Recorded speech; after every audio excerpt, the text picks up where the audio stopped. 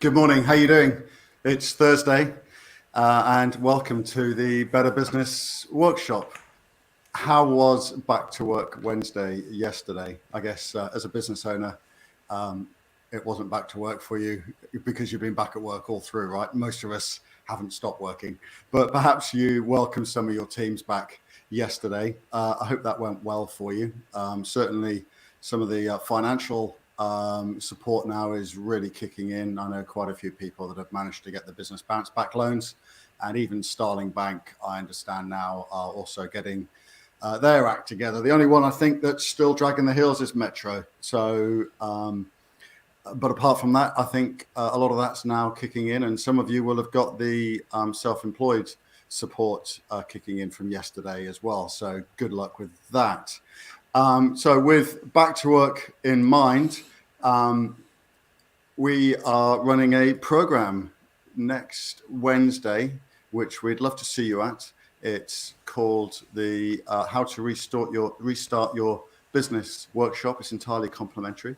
And you can get the details of that over in our LinkedIn and Facebook groups. So just search for the Better Business Workshop, and you'll be able to find all the details for that over there.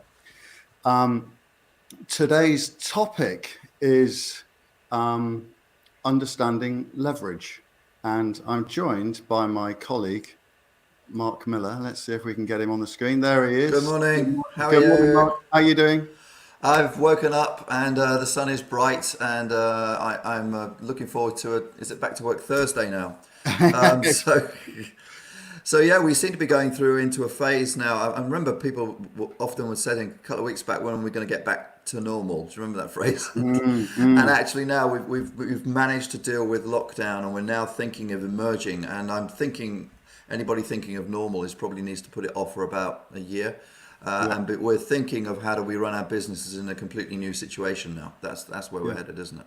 absolutely, Mark. Absolutely. So with that in mind, we're going to deal with probably one of the most important concepts today, which is how do we leverage our businesses, right? And I guess, this is a great opportunity as we go back to that new normal, Yeah. or whatever normal is. Kind of a lot of us are kind of reinventing our businesses as well and rethinking our business models. So this is a really important concept for people to kind of build in as they're kind of rethinking what their business model is going to look like Yeah. going forwards. So what do we mean by leverage, Mark? Yeah, well, actually, for me, I've been thinking about this, and the conventional view of leverage, as you and I were chatting about, is financial, right? If you borrow money, then you get a reward. I mean, a mortgage is classic. Get a mortgage, your property goes up, you're leveraging or leveraging the equity. But actually, it's a mindset for me. It's to do with being smart, and actually, the heart of being smart, I think, is wanting to stop having to do stuff again and again and again. We'll get into that on the next point. Yeah. So leverage is this idea of being smart, and as it says there, thinking of getting more back with less effort, less input, less money, less finance. Thinking of building up the return for the effort that we put in. So this is from the concept, or from the perspective of a business owner, right? So some examples, some great historical examples of business owners that have really understood leverage. Henry Ford is probably the most famous, Right. with what he did with the manufacturing process around the Model T Ford. Another example would be the guy that founded McDonald's, right? He learned how to make burgers really, really well in a way that people wanted to buy them. Created a system. The McDonald's system is absolutely famous, and then he got more from that by having a worldwide network of franchisees, right? They would be two great great examples of business owners that have really understood leverage. Yeah, and an example I came across last year was somebody who was doing a live broadcast on the web, which is very pertinent now, actually, as a tool, isn't it, for selling, and simply resold this. So he resold the live broadcast subsequently. Made it once, sold it many times. Yeah, It's this kind of concept, right? good, absolutely, no, exactly, Mark. Or even if for some people have written books. Looking back, certainly the founder of Action Coach, Brad Sugars, has written 18 books, I think now, and he wrote his first one 20 years ago. which was instant cash flow, and he continues to earn from it today. So that would be another example of how he's, as a business owner, he's put the effort in once and Absolutely. continued. Yeah.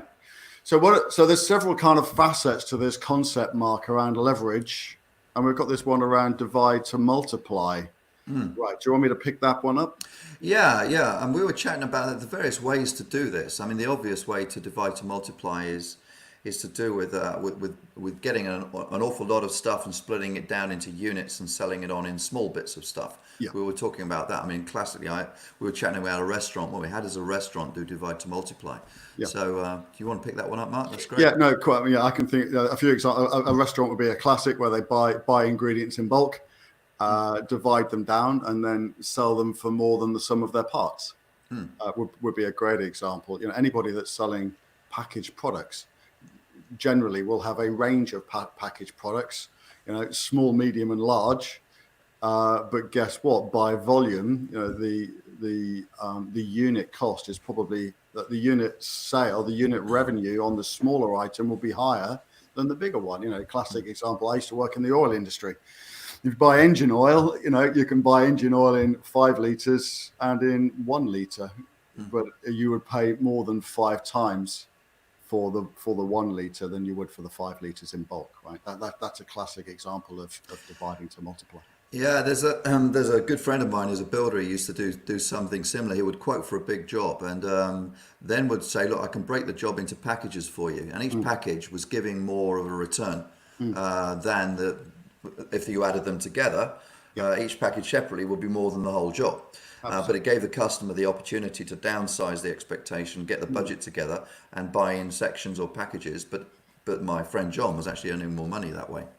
Absolutely. So they're all concepts that business owners need to be thinking of right now. So there's another facet to this though, Mark. By the way, folks, please share this stuff.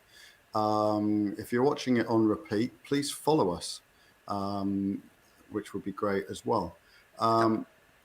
Get this stuff out to business owners. Mark, so the other facet of this then is do the work once and get paid forever. I absolutely love this because at heart I'm lazy. I really don't want to be doing a lot of stuff. I get bored, of course, but actually I thought about this over the years, and actually this basic instinct to I really don't want to be doing this. I really want to be smart to figure out a way that I can get this done by some other means. Is actually at the heart of a really good business person, because what they're doing is they're saying, look, I've got repeat stuff that I am doing and I'm getting involved in. And I've got to figure a way that I'm not doing this. And that can be done through systems, through process. One big thing is through delegation and building up other people who can pick up roles from you. And getting processes. And we had a great example of a person that we work with on a recruitment agency, right, Mark? That was a superb example. Yeah, no, he's a great example. So what he did was right from day one when he started his business, he was very diligent in writing all of the systems and the processes. And in the beginning, the conversation was, well, when I was coaching the guy, he would say, well, Mark, why do I need to write all of this down and create systems and processes now? And the feedback was, well, because your business will grow, you will hire people. So, figure out how you want things to be done now. When you bring your staff on, they will learn faster and become productive faster, to the point where if you really kind of get these systems down and kind of get them working really, really well, what you've effectively created is a whole bunch of intellectual property around how to run your business. Yeah. And to the point where that could even lead to a franchise, which then gives you scale. And that's exactly what McDonald's did, right? Yeah. And for me, this is the key. It's a really, really key thing that actually the trick in duplicating what we do isn't trying to find somebody as smart as we are. We started off our businesses. We're smart people. We know our stuff, and then it's, oh my gosh, how do I find somebody who can be alongside me and help me out? And it's really tough to find somebody who's going to stick with me or be as talented as I am. And the answer is, I have a think of breaking down what we do into processes and systems that are written down. It really is a pain to do it sometimes, but the payback, because what you then do, you can then recruit people who cost less than you do, because they don't have to be as creative or as inventive as you, because it's written down for them to do. And the idea of any system, which I love, is You break the system down so much you can employ people who are at much lower rates of pay to do that job and get the same effect. That's the mentality of an entrepreneur. That's what Henry Ford did, of course. Yeah. Exactly, Mark. Absolutely brilliant, fantastic. So, guys, hopefully that was useful for you. If it was, we've got a ton more stuff like that on our workshop next Wednesday, and we'd love to see you there. Get yourself over into our LinkedIn and Facebook groups, search for the Better Business Workshop, and find the details. Get yourself signed up now. And there's a 1-hour workshop for that, and we'll be talking through how we can help you to restart your business. In the meantime, in addition to going and joining the LinkedIn and Facebook groups, if you want to book yourself in to talk about this in more detail, then entirely complimentary. Go to calendly.com/action coach Milton Keynes, and we'd love to see you there.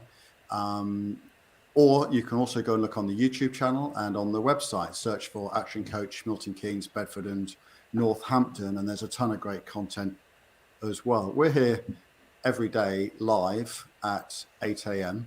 And we'd love to see you here again tomorrow. As I mentioned earlier, please like, share, follow us to get all of this content. Mark, it's been absolutely brilliant to see you today. Yeah, you too, Mark. Have a fantastic Thursday. You too, and I look forward to seeing you again tomorrow morning. Yeah, absolutely. Cheers, Mark.